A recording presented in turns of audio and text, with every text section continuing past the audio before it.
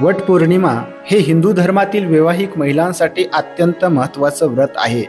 हे व्रत पतीच्या दीर्घ आयुष्यासाठी आणि सुखी वैवाहिक जीवनासाठी केले जाते. या दिवशी वडाच्या झाडाची पूजा केली जाते आणि सावित्री आणि सत्यवान यांच्या कथेचं पठण केलं जातं. वटपौर्णिमेची कथा मी आपल्याला या ठिकाणी सांगतोय, ऐका. प्राचीन काळी मद्र देशाचा राजा अश्वपती यांना मूलबाळ नव्हते. त्यांनी कठोर तपश्चर्या करून सावित्री देवीला प्रसन्न केले. सावित्री देवीने एक तेजस्वी कन्या जन्माला येईल असा आशीर्वाद देखील त्यांना दिला. देवीच्या कृपेने जन्माला आल्यामुळे राजाने आपल्या मुलीचं नाव सावित्री ठेवलं.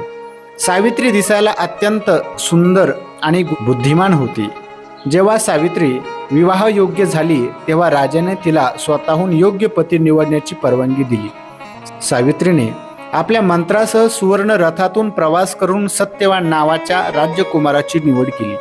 सत्यवान हा शल्व राजाचा अंध राजाचा द्युमत्सेन यांचा मुलगा होता.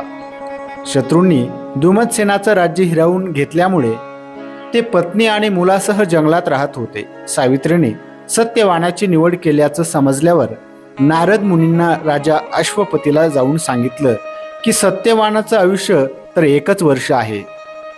हे ऐकून राजा चिंतेत पडले.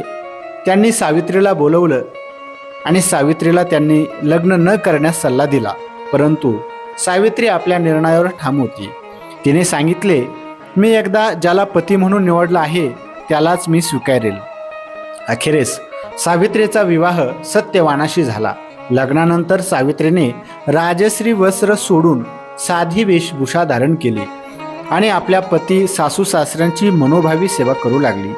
सत्यवानाच्या मृत्यूची तारीख जवळ येत असताना सावित्रीने 3 दिवसाचा कठोर उपवास केला. ज्या दिवशी सत्यवानाचं आयुष्य संपणार होतं त्या दिवशी सत्यवान जंगलात लाकूड तोडण्यासाठी गेला आणि सावित्रीही त्याच्याबरोबर गेली. लाकूड तोडताना सत्यवानाला थकवा जाणवला आणि तो सावित्रीच्या मांडीवर डोके टेकून झोपला. थोड्याच वेळात यमराज सत्यवानाचा प्राण हरण करण्यासाठी त्या ठिकाणी आले. यमराजांना पाहून सावित्री घाबरली नाही. तिने नम्रपणे यमराजांचा पाठलाग केला.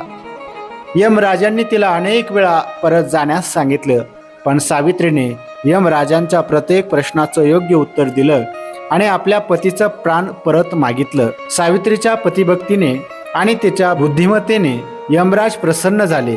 त्यांनी सावित्रीला 3 वर मागण्यास सांगितले. सावित्रीने पहिला वर म्हणून आपल्या सासू सासऱ्यांची दृष्टी परत मागितली.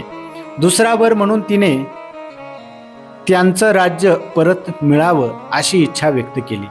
तिसरा वर म्हणून तिने सांगितले की तिला एक पुत्र व्हावा. यमराजांनी तथास्तु म्हटलं.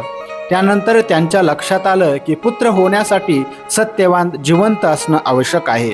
अशा प्रकारे वचनबद्ध झाल्यामुळे यमराजाला सत्यवानाचं प्राण परत करावं लागलं.